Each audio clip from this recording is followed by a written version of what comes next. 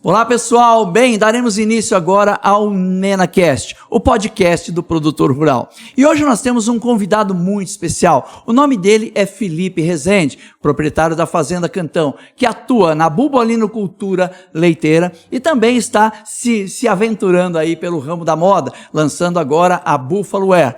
E é um prazer enorme recebê-lo aqui, Felipe. Boa tarde, tudo bem? Boa tarde, Cássio. Boa tarde, Pedro. É um prazer estar aqui com vocês. Gratidão pelo convite e parabéns pela iniciativa de estarem fazendo esse trabalho aqui na região de Piuí. Obrigado. Isso é maravilhoso. Obrigado. Legal, é um prazer enorme estar aqui com você. E também Pedro, felicitar, né, também a Nena pelos 10 anos aí de atuação na nossa cidade aí, né? Sim, obrigado, é um momento muito especial, né, Pedro? Isso aí. 10 anos de Nena, a gente está completando agora em janeiro. E você fazendo parte é muito importante para a gente. Obrigado mesmo.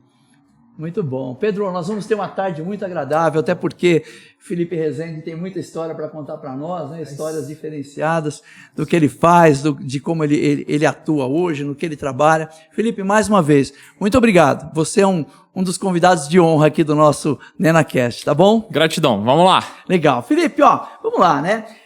Fala um pouco de você, conta um pouco da sua história, né? Como é que você se envolveu na criação de búfalos, o que te levou a isso. Queremos ouvir você de uma forma bem bacana. Então, tudo começou quando meus pais queriam que eu fizesse medicina. E era um grande sonho dele.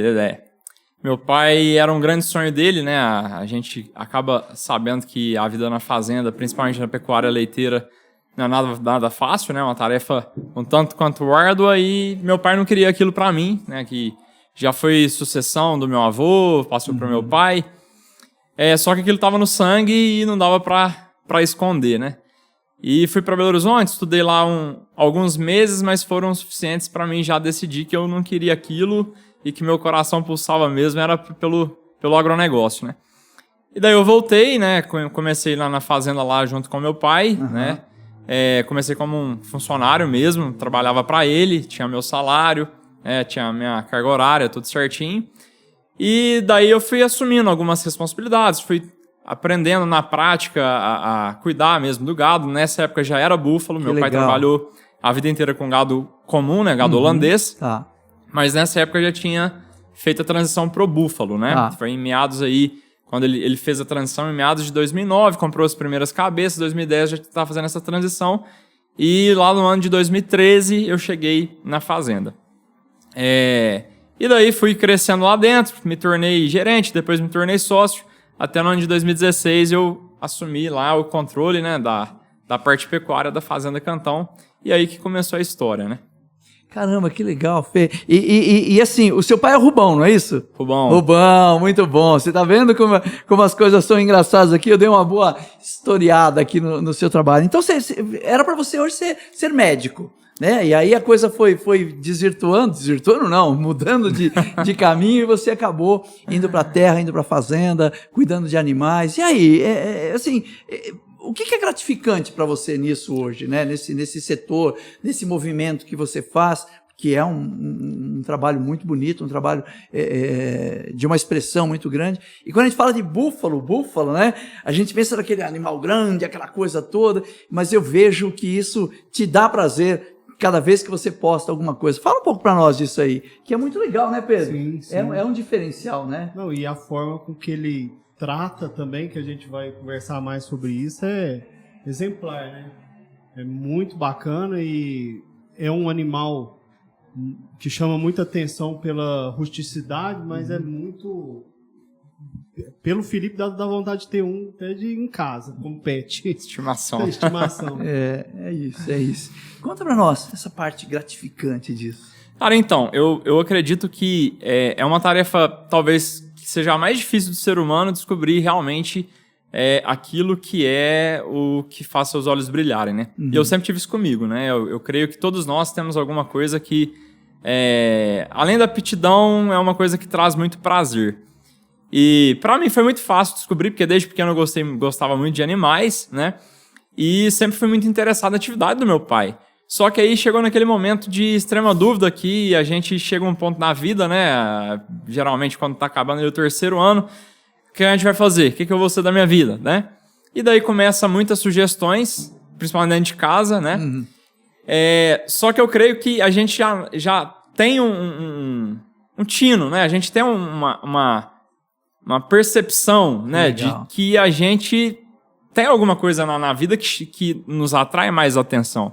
E eu tinha aquilo dentro do meu coração desde pequeno, que eu queria mexer com gado, que eu queria trabalhar na fazenda, né? Que legal. E essa história toda quando eu tive a idade para me decidir isso, né? Era de interesse do meu pai que eu fosse médico, mas quando eu voltei para a fazenda, tive totalmente o apoio dele, da minha família, isso também é muito importante. E quando a gente começou, a gente enfrentava um grande desafio que todo mundo pensava que o búfalo era um animal selvagem, agressivo, né? E a gente também, meu pai, quando começou a criar, justamente pelo tamanho, né? Pela conformação dos chifres, é um animal muito mais parrudo, muito mais grande, né? E daí a gente tinha esse limitante, que as pessoas tinham medo, as pessoas não conheciam, né? E foi lá atrás quando eu comecei a gravar, porque eu gostava tanto do que eu fazia, e eu tinha tanta ligação, o que as pessoas estavam comunicando fora da fazenda não era o que eu estava vivendo dentro, né? E eu tinha que arrumar uma maneira de mostrar aquilo para as pessoas, né? Mostrar que era uma criação que me dava prazer, que era legal, a interação, que era um manejo totalmente diferenciado, né? E a gente podia falar, porque a gente já tinha experimentado por vários anos outros tipos de pecuária, né? E essa coisa foi muito natural, porque justamente era o que estava aqui dentro do meu coração e eu quis mostrar para as pessoas isso, né? Muito além do que um simples negócio, uma coisa que traz gratidão para a nossa vida e para a vida das pessoas que estão à nossa volta, né? A nossa maneira de impactar positivamente a sociedade, as pessoas e tudo mais. Que legal. É bacana olhar isso, né, Pedro? Porque quando a gente fala não é simplesmente colocar um animal no pasto, né, e seguir em frente. Existe todo um processo por trás disso, né? Existe todo um empenho, um desenvolvimento, mas principalmente o amor pelo negócio, não é isso, Pedrão? Sim, sim. É muito bonito de ver, porque se torna uma relação, né?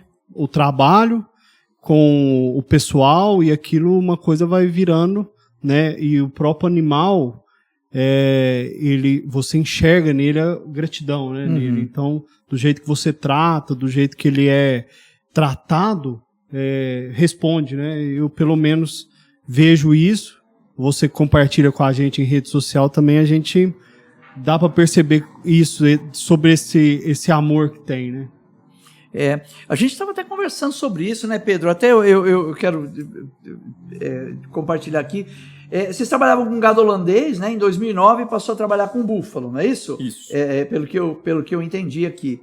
E aí mudou-se totalmente eu não sei se eu posso dizer a cultura, mas o manejo, a forma de trabalhar dentro da fazenda, né? Até a expertise de quem estava te ajudando. Aí eu coloquei até uma pergunta, nós estávamos conversando com ele, era aquela dúvida que você tinha, né, Pedro, que você chegou a comentar, sobre os desafios da diferença entre um e outro, né? Você quer daquilo que a gente estava conversando sobre isso? Exatamente. O que você nota, assim, de mais desafiador, referente a criação e assim, eu particularmente acho que é um desafio, ou foi um desafio para você, pela falta de informação, porque eu acredito que em literatura, estudo, a gente deve ter milhares mais focado em outras raças do que propriamente no búfalo, né? Fala aí um pouco pra gente como que foi tudo isso. Sem sombra alguma de dúvidas, esse aí foi talvez a maior barreira, a maior dificuldade que a gente enfrentou no início. Quando a gente optou pela criação de búfalos, né? Meu tio já tinha começado alguns anos antes, mais ou menos uns 8 anos antes. Foi chamado de doido, inclusive pelo meu pai, né? A gente lá em casa chegava a comentar. Tinha o irmão do seu pai? Sim, que já criava. Ele foi um dos primeiros criadores aqui da nossa região. E era muito comum o gado, né, holandês, 3/4 aí, esse gado gir, né? Era muito comum na nossa região, mas búfalo não. E alguns anos depois, a loucura passaria para o meu pai, depois que ele foi no pasto lá, foi na fazenda do meu tio, e viu uma búfala lá de primeira cria no pasto, dando mais de 9 litros de leite ali no balde, né? E aquilo chamou muita atenção, porque a gente tinha uma realidade de altos custos, né?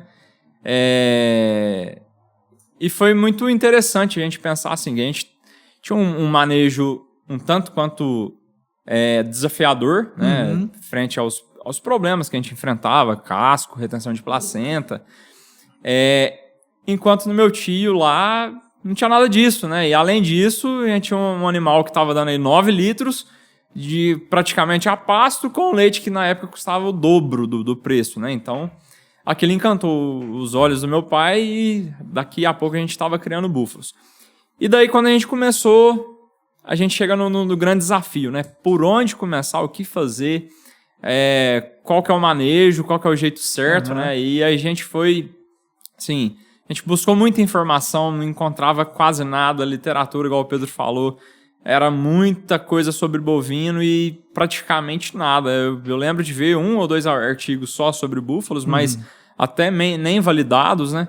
E daí a gente começou a buscar umas informações segundo a associação, também que estava enfrentando um momento muito difícil. A gente procurou alguns criadores também, mas até que a gente foi conseguindo alguma coisa, a gente pensou, a gente vai fazer do búfalo o que a gente fazia no holandês, né? E vamos tentando identificar quais são as diferenças, né? Mas foi assim, eu acho que a gente se preocupou mais do que realmente era necessário, né? Porque assim, a gente estava se tratando de um animal muito mais rústico, que dava muito menos problema, né? E questão de medicamento que faz, que antibiótico que faz, não tinha bula, não tem remédio que tem bula para indicação de bubalino, né? E aí a gente foi conversando com alguns veterinários que na época assistiam a gente, e a gente foi tomando essas decisões. Vamos pegar o holandês, né? A nossa estratégia foi, vamos pegar o holandês que a gente tem costume e vamos tentar adaptar esse manejo pro búfalo, né? E a gente entrou no búfalo com a cabeça de holandês e dentro de algum tempo a gente foi entendendo que esses animais, eles realmente se sobressaem, principalmente pela rusticidade, pela baixa incidência de doenças, assim, quando a gente compara manejos, é uma diferença assim, muito grande. São necessários pouquíssimos manejos durante o ano, né? Então essas coisas foram atraindo cada vez mais nossa atenção, né? E a gente nota também que assim, o ser humano tem aquela questão sobre o desconhecido, né? Se ninguém está fazendo, pode ser porque não é bom, mas em cada desconhecido existe uma grande oportunidade. Sim, né? Às vezes a pessoa não tá enxergando isso. Mas foi muito legal. Foi um momento que, apesar dos desafios, a gente conseguiu descobrir muita coisa. Que legal isso, porque quando a gente fala de búfalo, né? A primeira coisa que vem à cabeça, Marajó. Né? A gente acaba isolando ali, né? E não entendendo como isso acontece. Então, eu imagino, né? Começando um novo desafio, trabalhando isso de forma diferenciada, quanto deve ter se passado por causa disso, né? Quantos comparativos foram feitos, quantas análises foram feitas? Eu penso até quantas vezes, se é que teve alguma, vocês pensaram em desistir por falta de informação, né? Mas não por falta de informação, falta de informação, imagino eu, acessível, né? Chegou alguma vez vocês pensaram e falaram assim, não, isso não é para nós, isso dá muito trabalho, vamos voltar para o holandês, que a gente time que se ganha, vamos tentar continuar. Não é, Pedrão? Isso aí. Porque a gente repensa isso, não é? O que você acha, Felipão? Chegou a acontecer isso com vocês? Porque o tio estava fazendo, né? Aí a gente vem, o que vocês... Eu creio que assim, o que houve na época foi realmente uma saída abrupta da zona de conforto, né? A gente estava acostumado com tudo que precisasse no bovino, estava na porta de casa, né? E agora o búfalo, ele se apresentou um desafio um tanto quanto novo pra gente, né? Mas passar pela nossa cabeça desistir nunca passou. Que legal. Mas sempre, às vezes, ficava aquela questão, assim, o medo do novo que todo mundo tem, né? Mas a nossa experiência, por mais que na época fosse pequena, o manejo, a dinâmica ali do manejo, né, da criação, foi nos encantando, porque a gente estava acostumado com um animal que dava muito problema, que tinha que ter uma assistência veterinária muito incisiva, e de repente aqueles animais não tinham mais essa necessidade que a gente tinha, e a gente começou a ver e perceber na pele que aquilo era muito interessante, porque apesar dos desafios, os animais aparentavam estar tranquilos, os nossos casos de mastite reduziram assim abruptamente, né? A gente não tinha gado mancando mais, não tinha retenção de placenta, não tinha mastite, então assim, a questão o próprio búfalo foi mostrando pra gente que era um negócio muito mais simples do que a gente imaginava, muito mais simples. Tinha meu tio também, que já mexia há algum tempo, então ele acaba que ia dando alguma direção, né, algumas dicas e tudo mais. Mas desde que a gente passou pro búfalo, era como eu digo que era como se fosse uma caverna que a gente começou a garimpar ali, encontrou algumas pedras preciosas, mas que o mais valioso ainda estava por vir, né? Então, assim, a gente foi garimpando, foi conseguindo encontrar valor naquele novo negócio, né? E mal sabíamos que, alguns anos depois, aquilo se tornaria, né? Talvez a nossa maior conquista, né? Na nossa vida de empreendedores e até mesmo na história da fazenda. É legal isso, quando a gente começa a olhar para isso, né? Olhar para toda a história, né, Pedro? Como essa história foi construída, como ela chegou até aqui, né? E de que forma ela se desenha hoje. Porque, mais uma vez, não é só colocar o animal no pasto, né? É entender toda a performance, entender o que esse animal traz de retorno, mas também existe a contrapartida, né? Como você junta tudo isso, como você trabalha tudo isso. Eu queria saber uma coisa importante, assim. Hoje, né, tendo passado toda essa experiência, se nós colocarmos aqui de 2009 para cá, já são 10, 15, 16 anos, é isso? 15 anos trabalhando. 15 anos trabalhando com a bulbovinocultura. Quais são os critérios assim, mais importantes hoje para você ter um animal de qualidade, ter um animal bem cuidado, no manejo, em todo o aspecto, mesmo tendo em vista que você está falando com um animal forte, você está falando com um animal que te dá... enfim, vocês hoje falam sobre isso, estudam sobre isso, buscam informações sobre isso para melhorar cada vez mais a linhagem do pasto? Sim. Sanidade, nutrição e genética. Eu creio que é um tripé que, assim... Posso anotar? Sanidade, nutrição e genética. Eu creio que é um tripé que, quando a gente trabalha bem, a gente tem um grande potencial. Então, a sanidade, é impossível você ter um bom rebanho, um bom plantel, se você não tem todo esse cuidado sanitário, né? As vacinas anuais, brucelose, tuberculose, né? Que a gente faz, assim, sempre... vacinas de carbúnquico sintomático, manqueira, leptospirose, né? Então é importantíssimo você ter um gado saudável, né? Nutrição é indispensável, né? Porque a genética nunca se manifesta se a gente não tiver esses outros dois fatores, né? Um animal bem nutrido, o resultado dele é muito, muito maior, né? Então, assim, nutrição, apesar de ser um dos maiores custos dentro do negócio, leite, né? A fatia que representa o maior custo dentro do negócio. Quando o produtor ele não é profissional, se torna realmente um custo, né? Mas quando a profissionalidade se torna um grande investimento, porque sem nutrição os animais não vão realmente produzir. Você inverte. Ou não vão produzir o que devem. E para a manifestação da genética também, né? Eu já vi muitos casos de pessoas que investem altos custos, altos valores em animais de excelente genética, mas não cuidam desses outros dois tripés, e a gente tem um animal que tem um grande potencial genético, porém esses outros dois tripés mencionados anteriormente não permitem que esse animal ele manifeste todo o seu potencial. Então a gente começou a trabalhar muito firmemente nisso, né? A gente encontrou um cenário que assim, era desafiador, porque o búfalo chegou no Brasil em 1895, lá na ilha de Marajó, no Pará.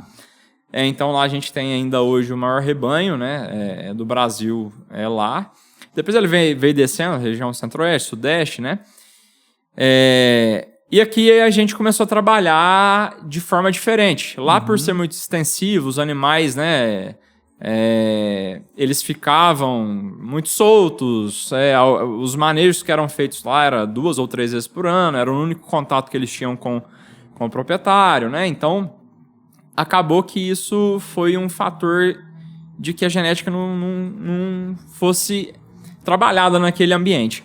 Mas como para cá, São Paulo, aqui na nossa região de Minas, a gente tinha uma criação mais intensiva, aquilo nos foi chamando a atenção, assim como a gente tinha tradicionalmente também a criação de gado, né? A gente começou a notar que o quê? O rebanho brasileiro ele era muito mestiço.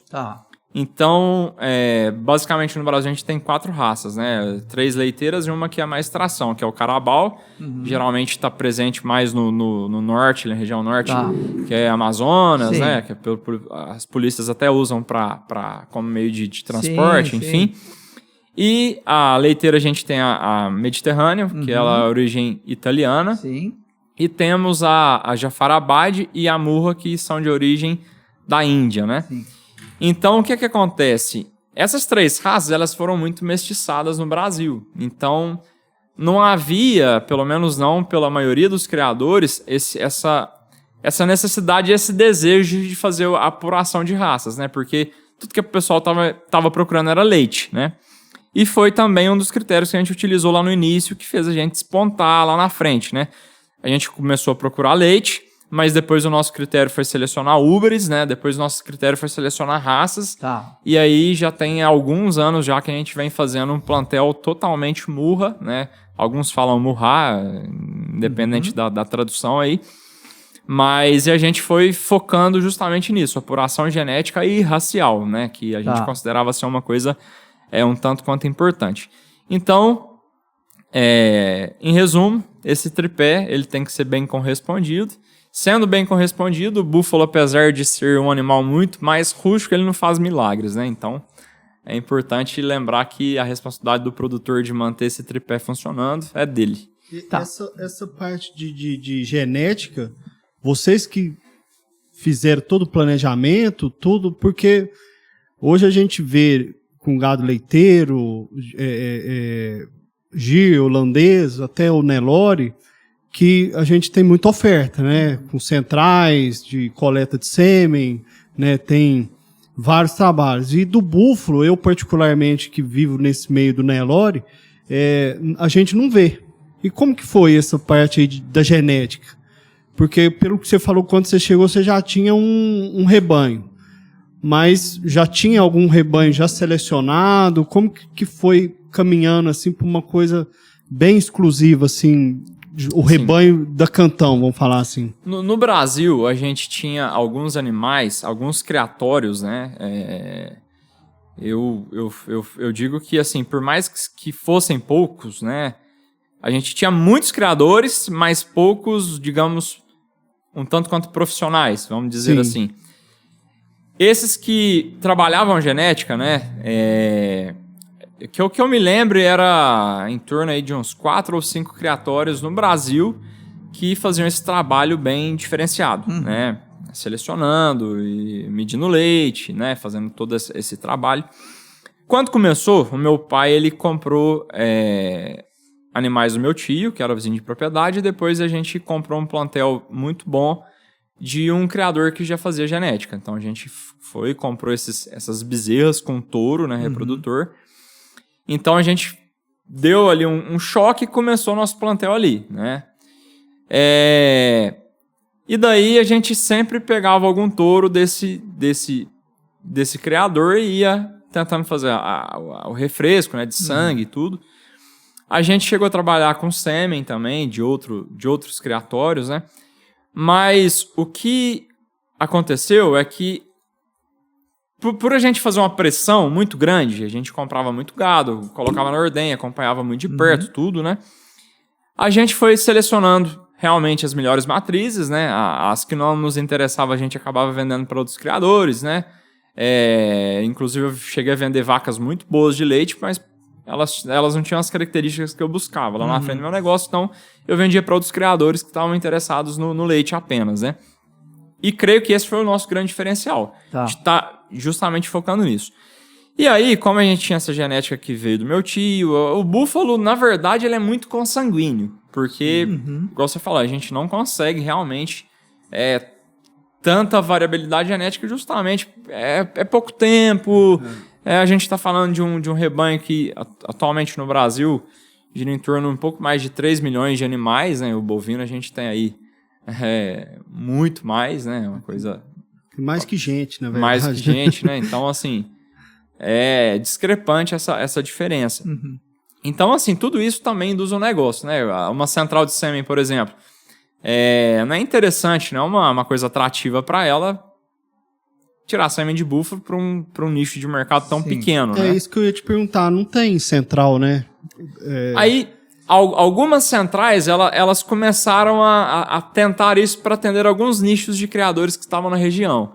Só que aí o búfalo tem um grande problema que não aceita eletroejaculador, o processo de retirada de sêmen é um tanto quanto melindroso, necessita uma preparação do reprodutor, ele tem que saltar numa fêmea, a fêmea tem que ser condicionada ao cio. Então, tipo assim, é um processo muito trabalhoso, né?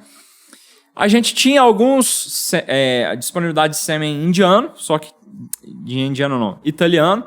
Só que os italianos geralmente é o Mediterrâneo, a gente queria apurar a raça murra, né? Então ia novamente dar aquele choque de heteró, dar um choque entre raças, a gente não queria aquilo.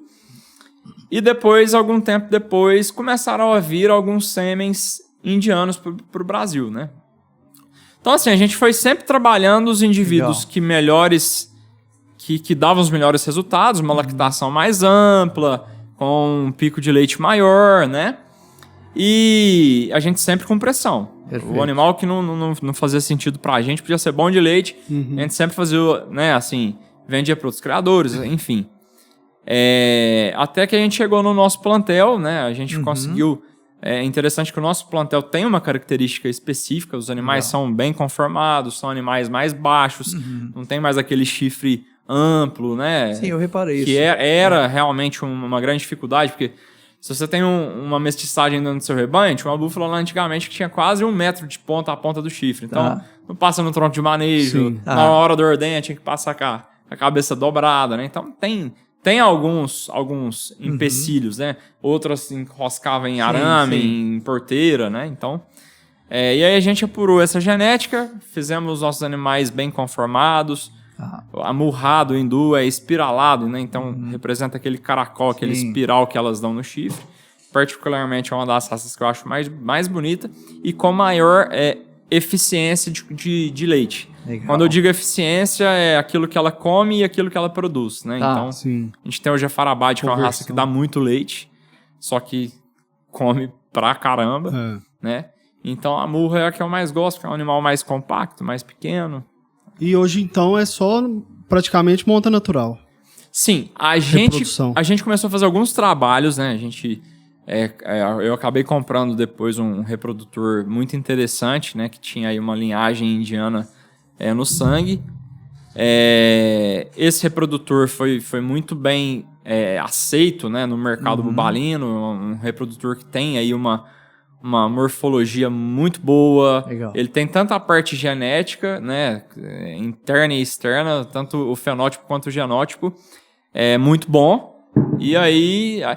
O que falta no búfalo, na verdade, começou há 1 ano atrás, mais ou menos, que é esse teste, né? Igual a gente tem a progene, a questão do Nelore, tem toda a história, né?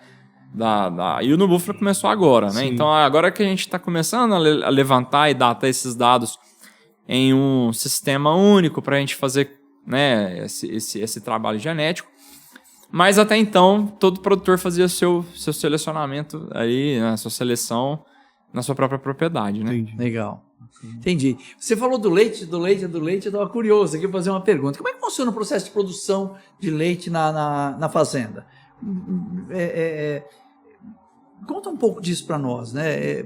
Principalmente porque hoje é o diferencial, né? Sim. E aí, a segunda pergunta que eu vou te fazer depois quantos animais você tem na fazenda, mais ou menos, e quantos tem esse processo de lactação? Sim. Então, se eu falar muito do leite, você vai sair daqui com um desejo de tomar. Porque realmente é muito mais do que um alimento. Eu falo que é um alimento que cura, né? O leite de búfalo, ele não é tão conhecido, né? Apesar de que na Índia, ele é 7% do leite no mundo é consumido de búfalo. Na Índia, 90% do leite consumido lá é de bubalino. No Brasil a gente não tem tanto esse costume, né? O que veio, né, tradicionalmente é a mussarela italiana, que era feita com leite de búfalo, então era considerado um queijo gourmetizado, né? E começaram alguns estudos, alguns até relatos de causa que foram chamando a atenção, né, das pessoas.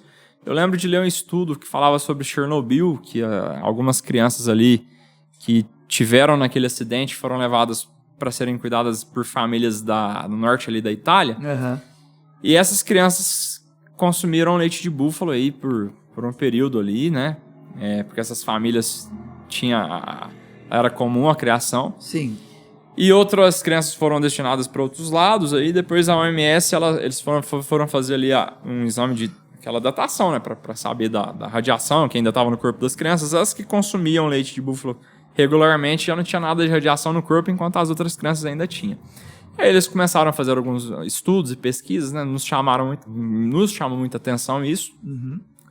E aí a gente, hoje, a associação, eu também faço parte da diretoria da associação, na parte de marketing ali, mas um dos nossos desafios é desmistificar isso aí, porque a imagem que as pessoas têm do búfalo é o bicho que arromba a cerca, que deita no meio do barro, que é o leite, né? Mas não é nada disso. É totalmente o contrário. O leite é super limpo, é um leite muito mais puro, né? Justamente, até pra gente for pensar, se o gasto de medicamentos é menos que a metade, muito menos realmente, tem fazenda que nem tem, usa só em bezerros. Então, assim, teoricamente, o leite é secretado por uma glândula excretora, então naturalmente a gente já imagina que um animal que vai menos antibiótico, menos medicamento, o leite seja mais natural, né? Esse é o primeiro ponto. Outro ponto que está trazendo muitas vantagens para o leite de búfalo, né? É a questão da beta-caseomorfina, né? Então, é comum hoje a gente ver nos mercados o leite A2, né? Leite A2. Então, o mercado tem se preocupado com isso. O que acontece? Essa beta-caseomorfina, na regulação dela ali é a 2:1, né? Então, o que acontece? O leite de vaca, eles estão fazendo a seleção genética para trazer o gado tudo para A2 agora, né? Só que o búfalo é 100% A2. Então, não existe búfalo A2, ele é 100% A2. Ele não tem a beta-caseomorfina. A beta-caseomorfina, o que acontece? Ela é uma substância que realmente, ela é como se ela paralisasse ali seu intestino. Então, o leite fica ali mais tempo que ele deveria ficar, né? Junto com os outros alimentos, e que realmente dá gases, dá alguma constipação, dá um incômodo ali, né? E tem a questão também, né, da lactose. Inclusive é muito confundido, né? Às vezes a pessoa nem tem intolerância, tá bebendo a beta-caseomorfina, entra em ação ali, enfim. Então, a gente tem alguns parâmetros para a gente falar que o leite de búfalo, por exemplo, tem muito mais ômega 3, ômega 6, que é diretamente ligado à saúde dos neurônios, saúde mental, né? Inclusive, assim, muitos médicos aconselham, a partir de certa idade, o consumo de ômega 3, né? Para a saúde da cabeça, enfim. O leite de búfalo é rico em ômega 3 e ômega 6, né? A gente tem um leite que tem menos colesterol, é um leite que tem o dobro de proteínas, a gente compara a proteína com o leite de vaca, quando a fazenda é muito boa, o cara consegue aí 4, 3,5, né? Na verdade, 3,3 é um grande desafio. Quem mexe com gado sabe que é muito complicado. E de búfalo você tem 4,2, né? É 4,5. Gordura também, né? Gordura no leite de búfalo a gente já chegou a ter 7 pontos percentuais de gordura no leite, né? Então é uma coisa muito interessante. Pro laticínio, né? Que a gente fala que o rendimento é o dobro, porque tem muito mais sólidos totais. Tanto na parte de logística, né? Ele está transportando uma carga ali que vai render o dobro, né? E mais ou menos é isso, né? A gente tem aí um baita produto que o que falta é o conhecimento do consumidor final, né? Então tá nas nossas mãos aí fazer essa divulgação e desmistificar aí a questão. Olha, eu já tô aqui. Eu vou encher o porta-mala de leite de búfalo, porque tudo que apresentou ali, eu já estou precisando, viu, Pedro? Olha só, nós estamos falando aqui, poxa, no mundo 7% de consumo, né? Na Índia 90%. Eu anotei aqui, um alimento que cura. Que fantástico saber tudo isso, né? E o quanto tudo isso fica diretamente ligado à saúde. Então, eu vejo que é não sei se eu estou certo ou errado no que eu vou falar agora, mas eu vejo que é pouco divulgado. Eu vejo que assim, né, o trabalho que é feito em cima da divulgação disso, como você disse, a impressão que se dá é que um boi que está deitado no pasto, né, um leite que não... E é totalmente diferente, né? Totalmente diferente dentro daquilo que oferece. E o teu Felipe falou, eu não sei nem quantos % vocês conseguem mensurar o que vai para consumo do leite in natura e do que vai para laticínio, né? Eu acredito que para laticínio deve ser uma quantidade muito maior, no Brasil, né? É muito pouco. Esse mercado ele existe em algumas regiões grandes.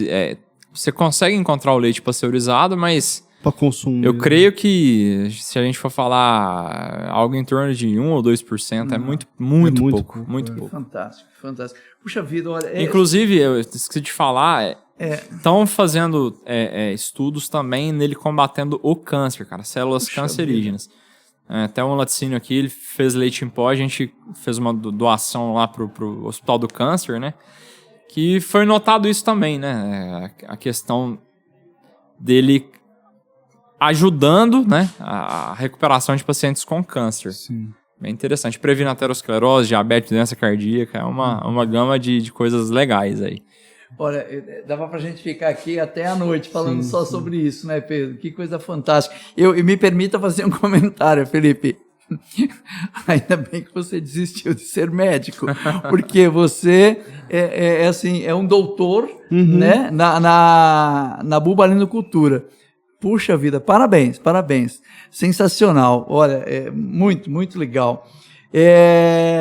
Vamos mudar um pouquinho. Estou mudando meio a contragosto aqui o tema, mas é por causa da carga que a gente tem aqui. No dia 9 de dezembro, você inaugurou a Buffalo Ware, né, que com certeza eu não preciso nem perguntar de onde surgiu essa ideia. Me fala sobre isso, né, Pedrão? Essa parte de trabalhar com moda masculina, não sei se eu posso dizer de alto padrão, mas uma moda masculina para esse cara hoje. Aliás, as roupas são maravilhosas, né? Eu entrei nas suas redes sociais, sensacionais. De onde surgiu essa ideia? Conta um pouco para nós aí esse novo... Como eu disse, eu queria ficar falando de Buffalo, mas eu não posso deixar de falar deste seu novo desafio também. Eu creio que assim, o homem, né, ele... Na verdade, tudo surgiu... Aliás, ele tá muito elegante, né? Você já elogiou ele. Tá muito... Você já passou lá na Buffalo Ware? Precisamos passar na Buffalo Ware para levar uma roupa. Eu sei onde eu te levo lá. Vamos lá. Podemos ir junto. Na verdade, assim, eu sempre gostei muito de empreender. Sempre tava no meu sangue, né? Eu sempre gostei muito de fazer as coisas, de trazer novidades, né? Enfim. E eu sempre tive vontade de ter algum produto que eu falo, cara, esse produto foi eu que fiz e as pessoas vão usar e vão gostar, né?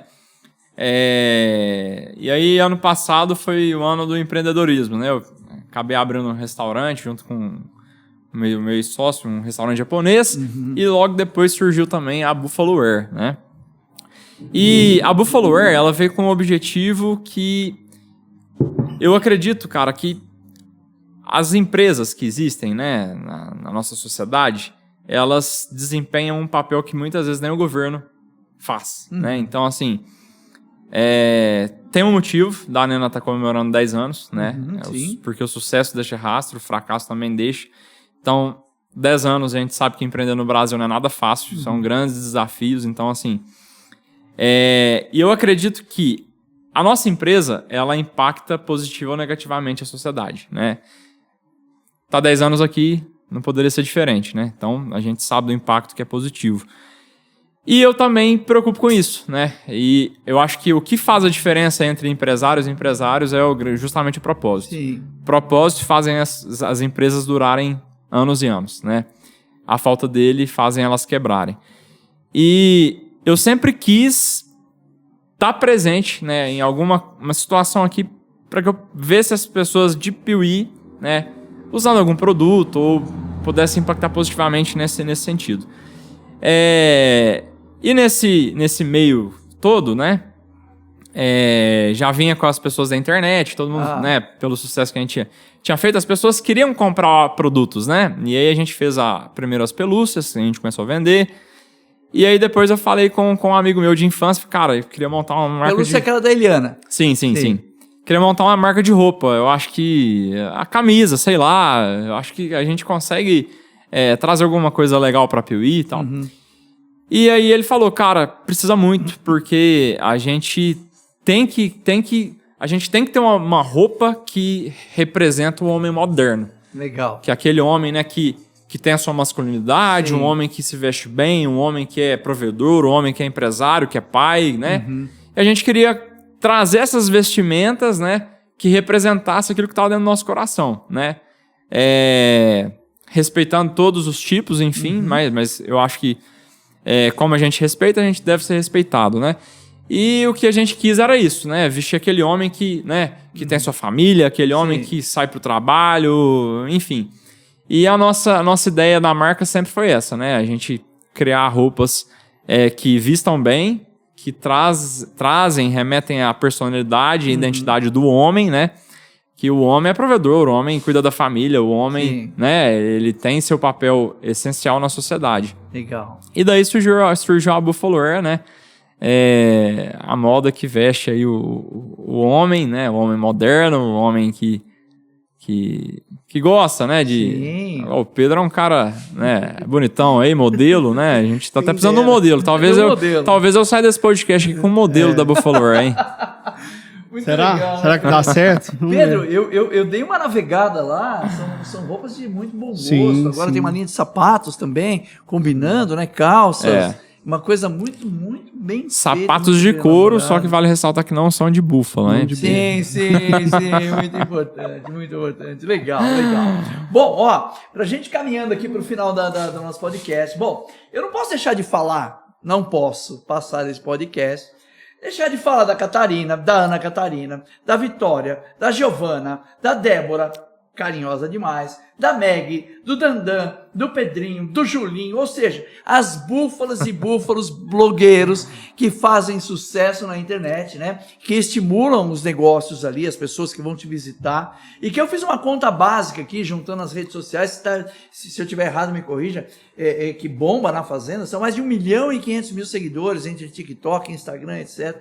Cara, me fala um pouco disso, a gente fechar essa história de ouro, né? Sim. Que é uma coisa linda ali, né? Né, Pedrão? É o que mais instigou tudo e, na verdade, eu acho que isso contribuiu demais para ajudar em todo o trabalho maravilhoso que você vai fazendo. Como é que funcionou isso e onde isso vai parar, talvez? E misturou muito o entretenimento, né? Com o próprio negócio, boa. E principalmente uma coisa que não tinha. Tipo, a gente via parecido, mas com coisas mais comuns, sim. Cachorros, etc, tal. Mas com búfalo, sacada, né? É uma sacada isso, né? Fala aí. E eu creio que, assim, tudo existe um propósito, né? E a questão das redes sociais, né? A gente somar todas. Tem o Kawaii também, que a gente produz conteúdo, só nele lá tem mais 750 mil. Então, dá quase 2 milhões. Mas eu creio que é o seguinte: as pessoas, elas gostam de histórias, né? Sim. Só que o que mais permanece são histórias verdadeiras, né? Então, se eu chegasse na internet e contasse uma história que não fosse realmente o que eu vivia, seria apenas uma história, né? Eu creio que o que fez crescer muito é que uma história que realmente eu vivo e não forço pra contar, porque ela já tá dentro do meu coração. Dá pra perceber. Eu só falo, né? Então, eu sempre quis ser espontâneo, né? Tanto é que desde que eu comecei a gravar, eu mesmo que gravava, enfim, era o meu jeito de estar comunicando. E cada história, ela tem que levar uma mensagem, né? Então, a minha mensagem, eu lembro quando eu fiz, 2016, fiz em Pretec, é um curso bem conhecido. E eu falava, cara, minha missão é levar o búfalo a conhecimento do Brasil. Eu cheguei no meu escritório, escrevi isso, eu não tinha nem noção como que eu ia fazer aquilo e achava que era uma coisa que simplesmente ia ficar colada na parede do meu escritório. porque eu aprendi num curso que eu tinha que ter uma missão, né? Só que aquilo fazia muito sentido para mim, porque eu queria que as pessoas, assim como meu pai e meus tios, porque a pecuária é assim, a gente passa por muitos momentos de solidão, de desespero, é complicado, né? E o búfalo, ele é muito mais do que um negócio pra gente, né? Os búfalos, apesar de ser um negócio extremamente rentável, eles representaram para nós a autonomia, independência e união da família, né? Então, começamos a ter tempo para viajar, começamos a ter tempo para viver mais ali unidos, né?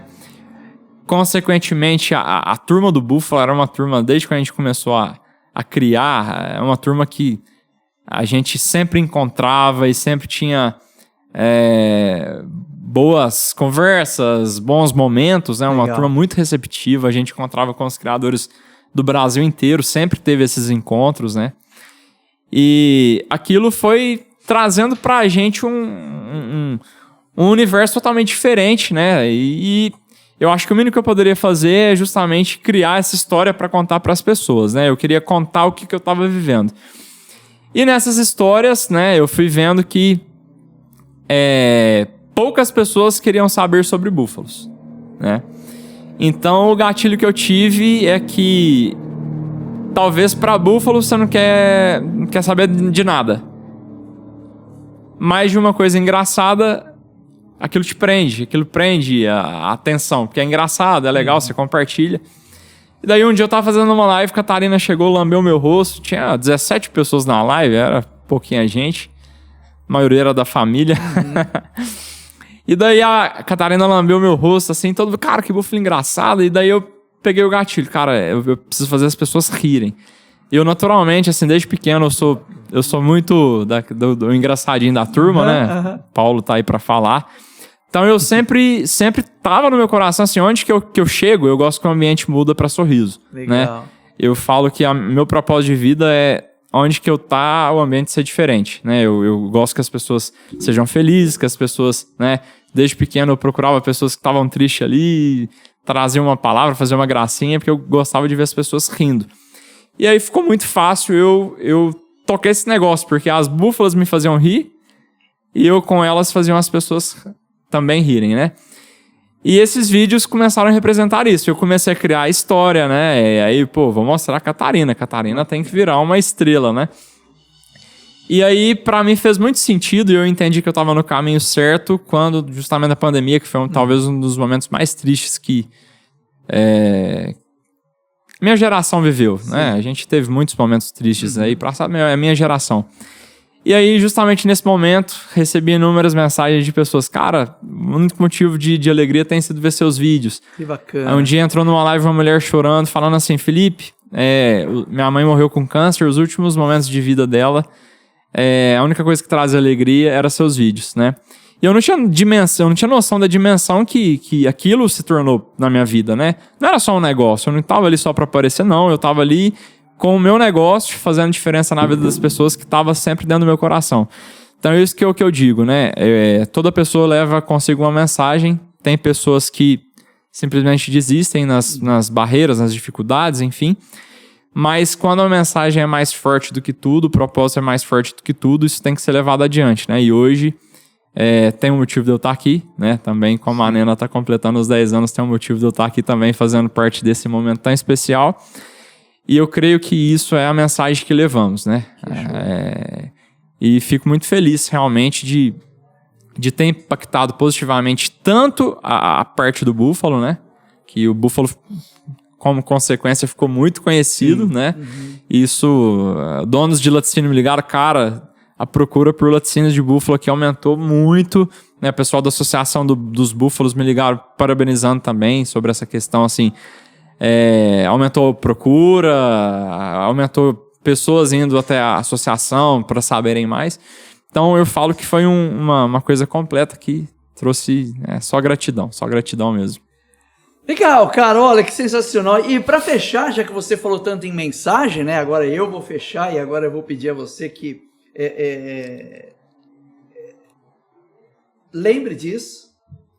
Eu vi uma foto sua que você estava com seu pai, bem pequenininho.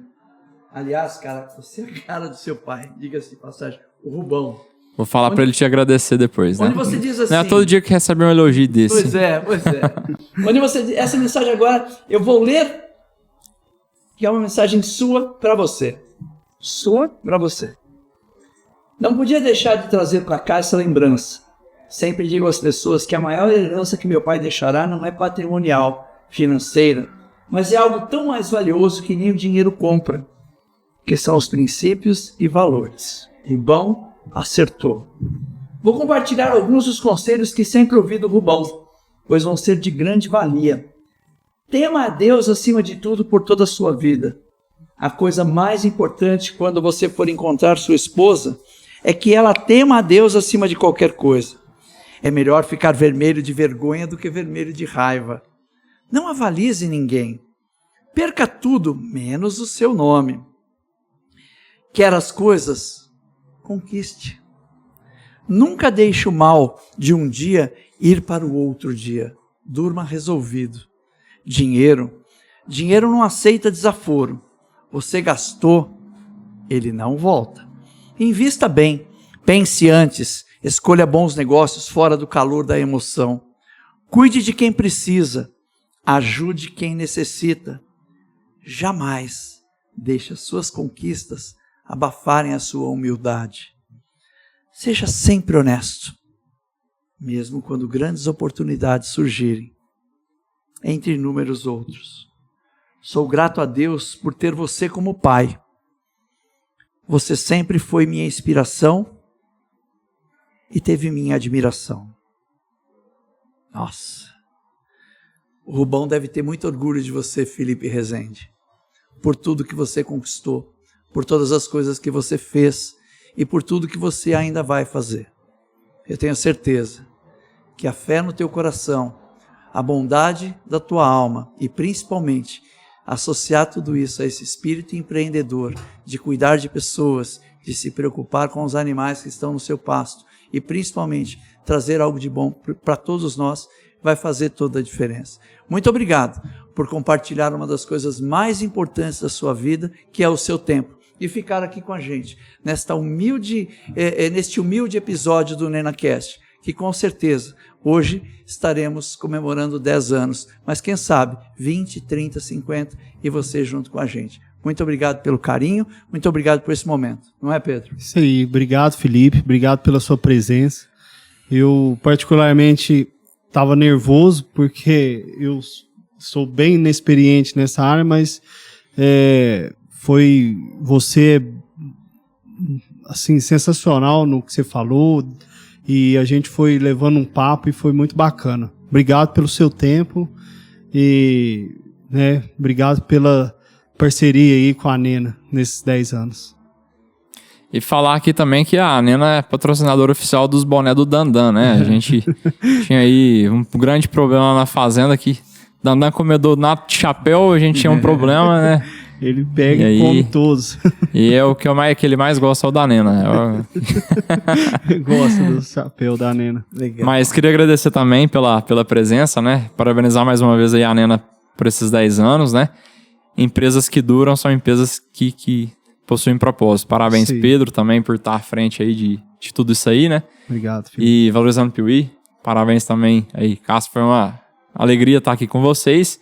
E queria mandar também um abraço para minha família, para todo mundo aí, né? Principalmente meu pai e para minha mãe, que foram os responsáveis por terem plantado no meu coração essas sementes que, para mim, são a coisa mais valiosa que existem na vida. Muito obrigado. Obrigado. E plantaram sementes em solo fértil. Essa foi a parte mais importante. Tá bom? Onde as pessoas podem te encontrar nas redes sociais? Digita Garoto dos Búfalos, Fazenda Cantão, vai aparecer apareceu lá. É isso aí, muito bom. Então, olha só, se você está interessado em bubalinocultura, quer saber um pouco mais sobre esse negócio, quer conhecer as búfalas blogueiras, é só seguir aqui as redes sociais do Felipe e você vai se divertir bastante e aprender muito com este cara fantástico, que também oferece treinamentos, oferece cursos para você que quer iniciar no segmento, para você que quer iniciar no setor, trabalhar com búfalos. Eu tenho certeza que ele vai te ajudar, né, Pedro? É isso aí, segue lá, segue o Felipe, eu sou seguidor dele, racho de rir com os vídeos, com as búfalas, o Dandão, o Pedrinho. Muito bom. É isso Segue aí. lá. Perfeito. Valeu, gente. Muito obrigado e até a próxima.